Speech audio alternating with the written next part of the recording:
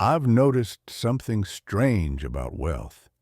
The people who have it don't talk about it the way you'd think, and the people chasing it are usually running in the wrong direction. I'm not going to tell you to wake up at 5 a.m. or visualize success. What I'm going to share are 7 quiet habits, things I did for decades that nobody noticed, but that compounded into everything. Most of them sound boring. A few will feel uncomfortable.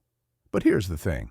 If building wealth were exciting, everyone would be rich. I'll explain why one of these habits actually cost me friendships and why I'd do it again.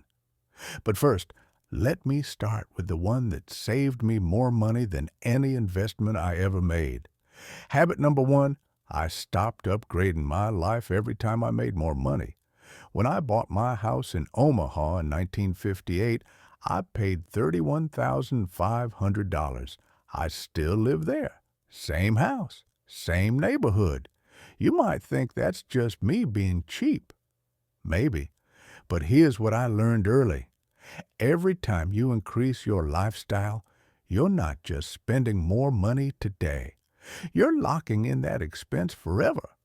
You buy a bigger house. Now you need more furniture, higher property taxes, more maintenance, a gardener. Before you know it, your raise is gone and you're back where you started. Except now you need more income just to stand still. I call it the treadmill. And most people never realize they're on it. Here's the part most people miss. It's not about deprivation, it's about lag time. When your income goes up, your lifestyle should stay flat for a while. Let that gap grow. That gap between what you earn and what you spend is where wealth lives. The moment you close that gap, you're not building anything. You're just living.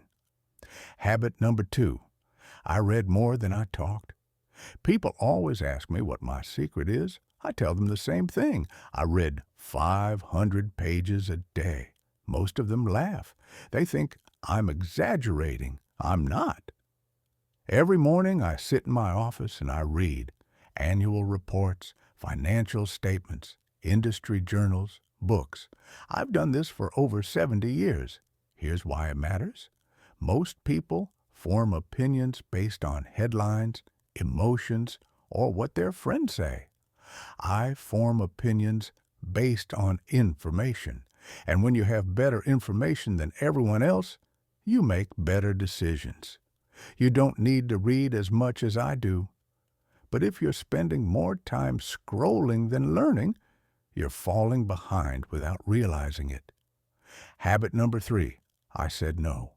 A lot. This is the one that cost me friendships. When you say no to things, social events, business deals, opportunities, people take it personally. They think you're rejecting them. Sometimes you are, but most of the time, you're just protecting something more valuable, your time and your focus. I've turned down thousands of meetings, lunches, and partnerships over the years, not because they were bad, but because they weren't the best use of my time. Warren Buffett's calendar is shockingly empty compared to most CEOs. That's on purpose. Here's what I learned. Every yes is a no to something else. And if you say yes to too many mediocre things, you'll never have space for the great ones. In a moment, I'll tell you about the habit that feels the most uncomfortable, because it forces you to confront a truth most people avoid. But first, habit number 4. I stayed in my circle of competence. I don't invest in things I don't understand. I never have. During the dot-com bubble, everyone thought I was an idiot. Buffett's lost it. He doesn't get technology.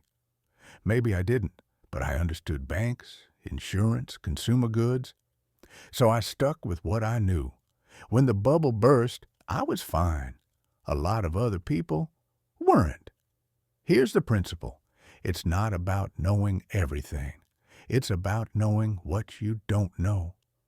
The edges of your circle are just as important as the center. Most people get in trouble because they wander outside their circle and don't even realize it. They invest in crypto because their cousin did. They start a business in an industry they don't understand.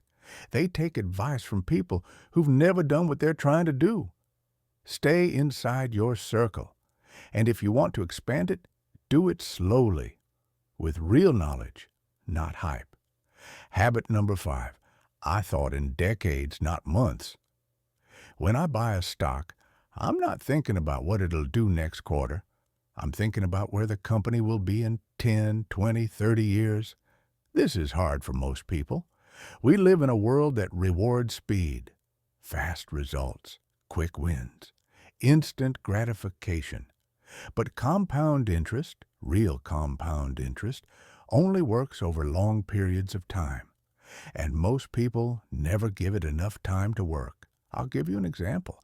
If you invest $10,000 at 10% annual return, after 1 year, you have $11,000. Exciting? Not really. After 10 years, you have $25,000. Better. After 30 years, $174,000. Same money, same return, just time. The problem is, most people check their accounts every week, every month. They panic when things dip. They get bored when things are flat, so they move their money around, chase the next thing, and restart the clock over and over again. I don't do that. I wait. And waiting, doing nothing, is one of the most valuable skills you can develop. Habit number 6. I built relationships before I needed them. Most people network when they need something, a job, an investment, a favor. I've always done it differently. I reach out to people when I don't need anything, just to learn, just to listen, just to build a relationship. Then, years later, when something comes up, there's already trust. There's already history. This isn't manipulation. It's just how life works. People help people they know, people they trust. And trust takes time. If you're only reaching out when you need something, you're already too late. Here's the habit that might make you uncomfortable. Habit number 7. I kept score. I tracked everything. My expenses, my investments, my mistakes, my wins. Not obsessively, but consistently. Most people don't want to do this. It feels restrictive. It feels like you're micromanaging your life. But here's the truth. You can't improve what you don't measure. I knew exactly how much I was spending, where my money was going, and what my net worth was at any given time. Not because I was paranoid, but because I wanted clarity. And clarity is power. When you track things, patterns emerge. You see where you're wasting money. You see which investments are actually working. You see what's moving you forward and what's just noise. Most people avoid this because they don't want to face the truth.